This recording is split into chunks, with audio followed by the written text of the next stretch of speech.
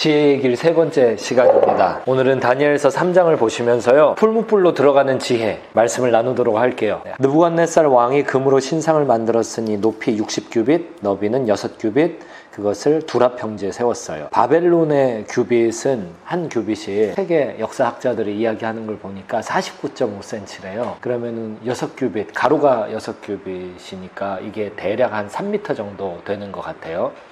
그러니까 3m면 여기서 저쪽 끝보다 살짝 더 가겠네요. 그리고 그게 60규빗이거든요.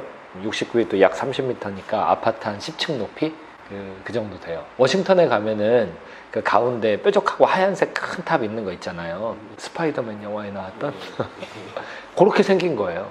근데 그게 바벨론 지역, 페르시아 지역에서 바알신 숭배하는 사람들이 세웠던 그 주상이라고 표현되는 게 그거예요.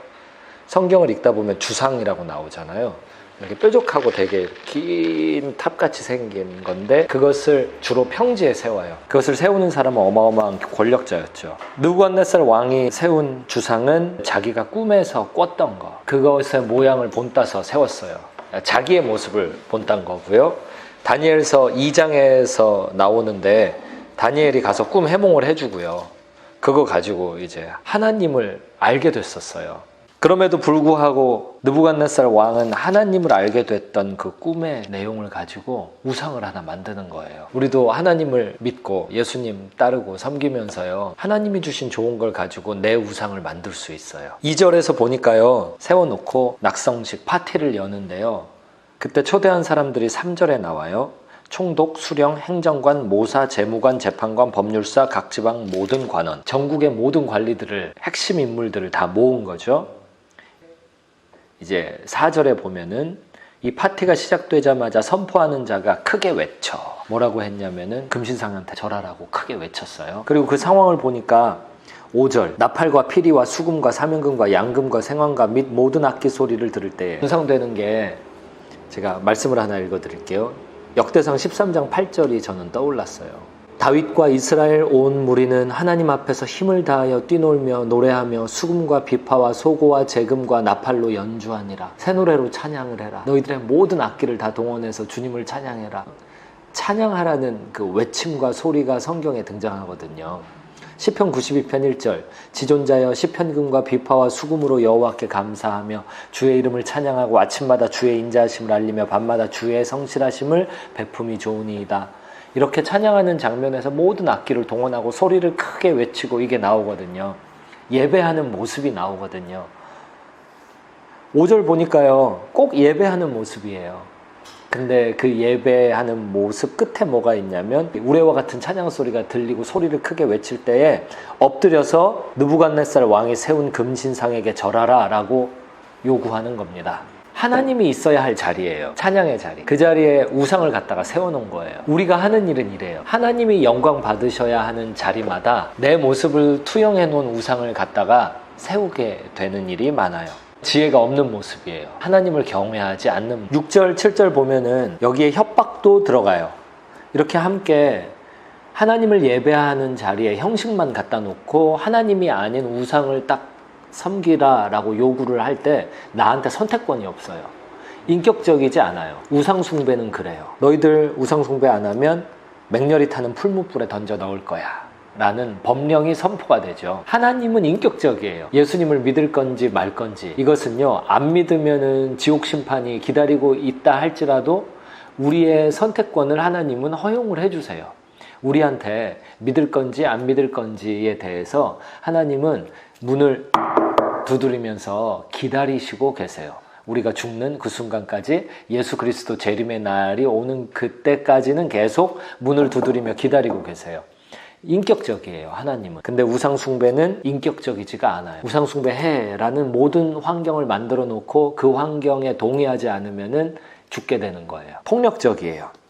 7절 보니까요, 다시 찬양하는 모습을 반복하면서 다 엎드려 절하니라 이렇게 써있죠. 8절, 그때에 어떤 갈대아 사람들이 나와 유다 사람들을 참소하니라. 여기서 유다 사람들 중에 대표적으로 다니엘의 세 친구 나오죠. 앞에서 다니엘서 1장과 2장에 등장했던 그 세 친구들이 여기서 등장해요. 바벨론 지역에 끌려왔던 유다 사람들 중에 뛰어난 사람들 모두 다 죽게 되었을 때 친구들한테 기도시켜 놓고 본인은 왕에게 가서 단판을 짓게 되죠. 그리고 왕에게 하나님의 지혜를 설명해 주게 되죠. 그리고 나서 유다 사람들은 다 살게 됐죠. 얼마나 유다 사람들은 힘을 얻었을 거예요. 얼마나 유다 사람들은 더욱 하나님 경외하는 데 집중을 함께 했을 거예요. 이 유다 사람들이 하나님을 예배하느라고 우상 숭배를 거절했던 거예요. 그랬더니 하나님을 신앙했던 사람들을 참소하는 사람들이 등장합니다. 이 사람들은 권력에서 밀려난 사람들이에요. 다니엘과 그 친구들, 유다 사람들의 세력이 왕 앞에 하나님의 지혜 때문에 눈에 띄었어요. 그리고 왕이 이 사람들을 전국의 요직에다가 다 배치를 시켰고 다니엘은 그 중에서도 가장 높은 자리를 차지하게 됐죠. 하나님의 지혜가 없는 사람들이 볼 때는 하나님의 지혜가 있는 사람들이 시기의 대상이고 질투의 대상이자 죽이고 싶은 대상이라는 것을 다니엘서 3장에서 볼 수가 있어요. 여기서도 떠오른 말씀 구절이 있었어요. 요한계시록 12장 10절 읽어드릴게요. 내가 또 들으니 하늘에 큰 음성이 있어 이르되 이제 우리 하나님의 구원과 능력과 나라와 또 그의 그리스도의 권세가 나타났으니 우리 형제들을 참소하던 자 곧 우리 하나님 앞에서 밤낮 참소하던 자가 쫓겨났고 우리에게는 영적인 참소하는 세력이 있어요. 그것은 악한 마귀 사탄과 그의 졸개들이에요. 우리가 우상숭배 안 하잖아요. 그러면 우상숭배 안 하는 거 가지고 참소합니다. 우리가 우상숭배를 하잖아요. 그러면 우상숭배를 하는 걸 갖고 참소합니다. 우리 속에서 들리는 내 생각들 중에 사랑과 평안이 아닌 다른 종류의 생각들이 있어요. 예를 들면 불안이랄지 공포, 우울함, 두려움, 그런 종류의 생각들이요. 이 생각들은 대부분 사탄의 세력의 참소라고 생각을 해도 거의 틀리지가 않아요. 사랑과 평안 이외의 생각들이 들 때는 악한 마귀 사탄을 꾸짖고 예수 그리스도의 이름으로 쫓아내세요. 그 참소를 계속 받아들이지 말고 거절하세요. 참소는 죽이려고 하는 거예요. 참소는 망하게 하려고 하는 거예요. 근데 우리들은 예수님을 믿는 한 하나님의 아들, 딸이기 때문에 참소 앞에서 두려워하지 말고 그 참소하는 세력을 오히려 우리가 무력 해제해가지고 쫓아내야 돼요. 내게는 그 힘이 없지만 예수님한테 힘이 있으니까 예수님의 이름의 그 힘을 의지해서 쫓아내야 돼요. 예수님의 이름으로 선포하면 돼요. 다시 다니엘서 3장 9절부터 또 이어지는데요. 그들이 느부갓네살 왕에게 이르되 왕이여 만수무강하옵소서. 나팔과 피리와 수금과 사명금과 양금과 생황과 및 모든 악기 소리를 듣거든 엎드려 금신상에게 절할 것이라. 이렇게 예배 소리 우렁차게 울려 퍼지면은 하나님이 아닌 우상에게 절할 것이라. 이거 우리 법에 나오지 않습니까? 이거 왕의 명령 아닙니까? 요거 거절했어. 11절 거절하면은 맹렬히 타는 풀무불에 던져 넣는다고 하지 않았습니까? 법을 다시 확인하는 거예요. 우리는 하나님을 경외하는 사람들, 지혜자들이에요. 예수님을 따르는 사람들이에요. 그런데 우리에게 지혜를 버릴 유혹들이 오늘 하루도 종일 펼쳐질 거예요. 지혜를 버린다라는 건 하나님 경외를 포기한다라는 거예요. 하나님 경외를 왜 포기하냐면 이렇게 강압하고 이렇게 공격하거든요. 세상에 나가서 진행되는 모든 일 속에서 우리는 늘 우상숭배를 강요받게 될 거예요. 자, 말씀이 이어져요. 13절 느부갓네살 왕이 노하고 분하여. 왜 노하고 분하냐? 자기 모습을 투영한 우상을 세웠는데 거기에 절 안 해. 이 생각을 지금 하거든요. 오벨리스크라고 하죠. 주상을 세워놨는데 이 주상의 모습이 자기가 꿈에서 본 자기 모습이에요. 그러면 그걸 가지고 다니엘이 다니엘서 2장에서 꿈 해석을 해주고 하나님 앞에 가서 경배를 했으면 이제 이게 금신상을 세울 일이 아니라 그 전에 있던 주상들도 파괴를 해버리고 함께 하나님을 섬기면 되잖아요. 그런데 하나님에 대한 지식은 있지만 그 하나님을 내 삶 가운데 실천할 지혜는 없는 거예요. 이런 상태에서 왕이 선택한 길은 지혜의 길이 아니라 우상숭배의 길인 거예요. 하나님을 모르냐? 아니에요. 하나님을 알아요. 그런데 아는 걸로 끝나는 거예요. 하나님은 누구시다. 여기까지만 내가 가지고 있고 내가 평소에 해오던 행동을 계속하는 거예요. 이게 우상숭배의 모습이에요. 하나님을 아는 지식이 있어요. 그러면 그 지식이 내 삶의 현장에 들어가서 내가 이 지식을 가지고 뭔가를 해야 이게 지혜가 되고 하나님을 경외함이 돼요.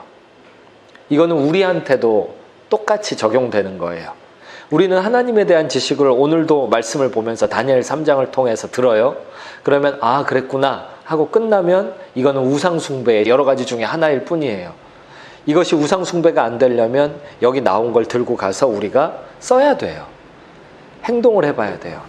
수영을 어떻게 하는지에 대한 지식을 물 바깥에서 갖게 된 후에는 꼭 물속에 뛰어들어서 그 지식을 실험해봐야 되고 그 지식을 물과 적용하고 내가 그 속에서 경험을 해봐야 돼요.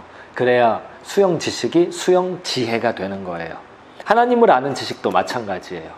하나님을 경외함은 지식의 측면에서 지혜의 측면으로 건너와야 생기는 거예요. 노하고 분하여 13절 우상 숭배, 자기를 숭배하지 않으니까 노하고 분하여. 여기서 또 우리가 생각해 봐야 될 것이요, 우리가 만나게 되는 하나님을 믿지 않는 사람들이나 혹은 하나님에 대한 지식만 가지고 있지 그걸 가지고 살아내지 않는 사람들은 늘 자기 자신을 섬기고 있어요. 그런데 자기 자신을 섬기는 거에 동조하지 않으면은 화냅니다. 그것도 기억해야 돼요. 내 모습도 그래요.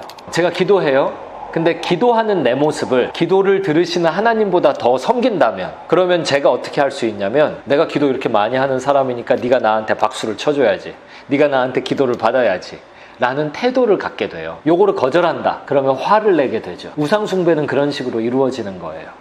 나를 높이는 거예요. 14절 느부갓네살이 그들에게 물어 이르되, 이제 확인하는 거죠. 사드락 메삭 아벳느고야, 너희가 내 신을 섬기지 아니하면 내가 세운 금신상에게 절하지 아니한다 하니 사실이냐.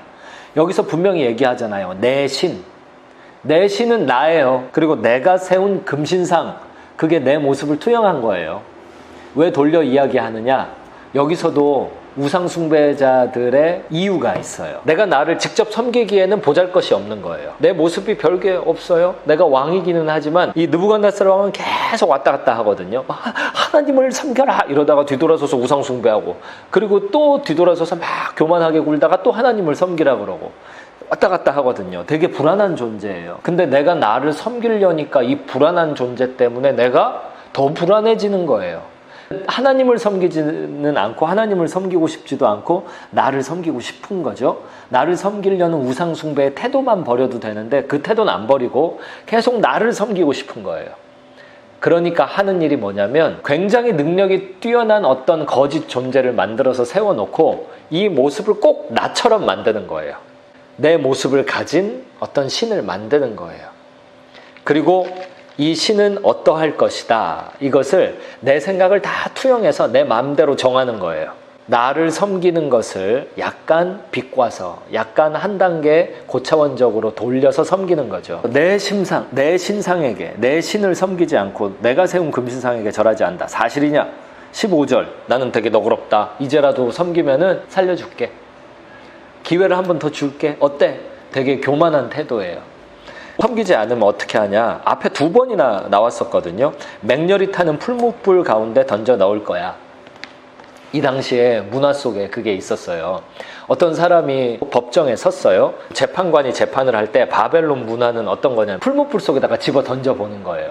그래서 타 죽었다 그러면은 신이 보호하지를 않았으니까 이 사람은 죄인이었을 거야. 그러니까 사형. 이미 죽었네? 잘 됐네. 그런 생각을 갖고 있었어요. 알리바바와 40인의 도둑, 39개의 항아리는 독사가 든 항아리고 하나의 항아리가 아무것도 없는 항아리가 있죠. 근데 네가 여기다가 손을 집어넣어봐. 그래서 네가 괜찮으면은 너는 괜찮은 거야. 그게 중동 지역의 이 당시의 문화였어요. 그 문화 속에서 맹렬히 타는, 네가 우상숭배를 안 해? 네가 나를 섬기지 않아? 그러면 너 한번 해봐. 풀무불 속에 너희를 던져 넣을 테니까 나보다 뛰어난 존재가 너를 진짜 구원해 줄 건지 한번 시험해 보자고, 이런 거만한 법 판단의 기준을 갖고 있는 거예요. 16절 사드락 메삭 아벳느고가 왕에게 대답하여 이르되, 우리가 이 일에 대하여 왕에게 대답할 필요가 없나이다. 우리 하나님 섬기는데요, 상당히 거만한데 이거 어떡하지? 우리는 뭐 굳이 대답할 필요를 못 느끼겠는데요? 이 이야기를 하고 있는 거예요. 예를 또 들어볼게요.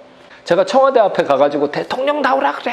그러면은 대통령 경찰들이 거기 있는 비서실에 전화를 해가지고 저 여기 누가 좀 찾으시는데요 해가지고 대통령이 나와서 저 부르셨어요 하겠냐고요. 왕은 하나님 앞에서 자기 자신을 숭배하라고 그 법을, 우상숭배의 법을 정해놓고 그것을 가지고 폭력적으로 하나님의 사람을 대하고 있는데, 하나님의 사람의 입장에서는 본인은 하나님이 훨씬 큰 존재이기 때문에 이 작은 존재가 하나님보다 크다라는 사고를 갖고 있는 것을 따로 할 말을 찾지 못하는 거예요. 너 굉장히 특이한 인간이구나. 어떻게 그렇게 하나님 앞에 네가 그걸, 난 할 말이 없어. 난 대답할 필요를 못 느끼겠어. 아니 지금 내가 널 죽이겠다니까? 아니 우리 목숨도 하나님 앞에서 되게 작은 거야. 내가 대답할 필요를 못 느끼겠어 라고 이야기해 줌으로써 우상 숭배하는 느부갓네살 왕과 굉장히 대조적인 모습을 보여주고 있죠. 이게 하나님을 경외하는 자들의 태도입니다. 왕이여, 우리가 섬기는 하나님이 계시다면 우리를 맹렬히 타는 풀무불 가운데서 능히 건져내시겠고. 자, 이 말은 왕의 논리를 차용한 겁니다. 이 말은 이 당시 바벨론 문화를 차용한 거예요. 죄인으로 예상되는 사람이 법정에 서면은 이 피고인을 갖다가 풀무불에 집어 던져봐서 지켜주냐 안 지켜주냐에 따라서 선인이냐 악인이냐를 판단했다니까요. 우리가 복음을 일본 사람에게 전할 땐 일본어 쓰듯 이 문화권 안에서 하나님을 설명할 때는 이 문화를 가지고서 설명을 해주는 거죠. 우리를 지키는 신이 있다면 건져내시겠고 없다면 우리가 타 죽는다. 당신의 논리대로 그래요. 맞아요. 그 신이 계시면, 하나님이 계시다면, 이런 식으로 표현을 한 거예요. 이 사드락 메삭 아벳느고가 안 믿어서 이렇게 뭐뭐 한다면 이라는 표현을 한 게 아니고요. 18절 보면요, 그렇게 아니하실지라도 우리는 금신상에게 절 못합니다. 아니, 못합니다가 아니죠. 여기서 안 합니다. 우리의 의지를 반영했죠. 안 합니다. 그렇게 안 할지라도. 왕 앞에서는요, 자기가 이 금신상을 자기 손으로 만든 그 우상숭배의 태도를 갖고 있기 때문에 다른 신들도 다 만든 신이라는 그 기본적인 사고를 갖고 있어요. 이런 것은 다원주의 신앙과 연결이 되죠. 하나의 진리는 존재하지 않아. 왠 줄 알아? 그 진리는 각 개인이 만든 것이기 때문이야 라는 다원주의적 태도가 그런 거예요. 내가 만든 신이에요. 그러니까 뭘 이야기하냐면은 그 신이 나를 구원할지 말지, 이것을 이야기를 하는 거예요. 내 생각을 여기다 투영할 수 있으니까. 내가 아끼는 인간들은 내가 상을 주고, 내가 미워하는 인간들을 벌을 주잖아. 그러니까 내가 만든 신도 그렇게 하겠지 라는 우상숭배자의 태도가 있잖아요. 근데 하나님은 우상이 아니시잖아요. 하나님은 그냥 하나님이에요. 하나님은 내가 만든 신이 아니잖아요. 그러니까 어떻게 내 생각을 거기다 투영을 하겠어요. 하나님은 하나님으로 존재하며 하나님 마음대로 행동을 하시는 거예요. 그래서 그 여지를 18절에 단서를 다는 거예요. 17절에서는 왕의 논리를 갖고 얘기했고, 18절에서는 본인들이 하나님을 대하는 지식과 지혜를 지금 이야기하는 거예요. 하나님이 우리를 건져내시지 않을지라도, 왕의 생각처럼 하나님이 우상이 아니시거든요. 그래서 하나님이 왕의 생각처럼 우리를 건져내시지 않을지라도 그분은 참 하나님이세요. 우리는 먼지 같은 존재예요. 피조물 속에서도 하나님을 배반하고 떠나기를 밥 먹듯이 하는 그런 인간들이에요. 왜 하나님이 나를 건져내야 돼요? 내가 여기 풀무불 속에 들어가서 타 죽어도 하나님은 하나님이고, 나는 그냥 그 하나님 앞에서 그 하나님 섬길 거예요. 이 이야기를 지금 하고 있는 거예요. 왕의 논리로 이야기한 후에는 본인들의 신앙 논리로 다시 덧붙였어요. 우리가 세상에 나가서 지혜로 행동할 때요, 이거 기억했으면 좋겠어요. 너무 내 논리만 펴도 거부당하고요, 너무 상대방 논리로만 가도요, 하나님을 전할 수가 없어요. 자, 19절로 23절, 이제 풀무불 속으로 들어갑니다. 얼마나 뜨거웠던지 결박해서 들어가던 사람들이 타 죽어버렸죠. 그리고 나서 왕이 쳐다보니까 세 사람을 던졌는데 네 사람이 지나다닌다. 24절 25절에 나와요. 우리가 세상의 논리 속에서 풀무불 속에 던져져도 네 번째 인물이 있어요. 제가 시간이 다 돼서 여기까지만 할게요. 우리 기도하는 시간 가졌으면 좋겠는데요. 겸손, 너그러움, 항상성, 동행, 이 네 가지를 말씀드릴게요. 하나님 앞에서도 하나님만 두려워하고 사람들 앞에서도 하나님만 두려워하기, 이게 겸손이에요. 하나님에게 나를 감히 투영해? 이거 교만이에요. 내 생각은 이런데 하나님도 이래야 될 거 아닙니까? 이거는 우상숭배자의 태도, 교만한 사람의 태도이고 지혜 없는 자의 태도예요. 그리고 너그러움, 개가 짖을 때 함께 짖지 않습니다. 느부갓네살 왕이 막 짖었어요. 그랬더니 느부갓네살 왕한테 같이 어금니 꽉 다물고 같이 막 짖지 않았어요. 대답할 필요를 못 느끼겠네. 그냥 그걸로 넘어가고 하나님이 누구신지에 대해서 오히려 너그럽게 왕의 입장에서 한번, 자기의 입장에서 한번 설명을 해줬어요. 너그러움. 또 하나, 항상성. 건져내시리이다 그리 아니하실지라도. 항상성. 그리고 마지막 네 번째, 동행하심을 기억해야 돼요. 풀무불 속의 제사의 인물 예수 그리스도께서 함께 계시잖아요. 그래서 겸손, 너그러움, 항상성, 동행, 요거를 기억하며 요 네 가지를 가지고 하나님 경외하는 자의 태도, 지혜자의 태도를 가지고 겸손, 너그러움, 항상성, 동행하는 하루가 되게 하여 주소서. 한번 함께 기도하시겠습니다.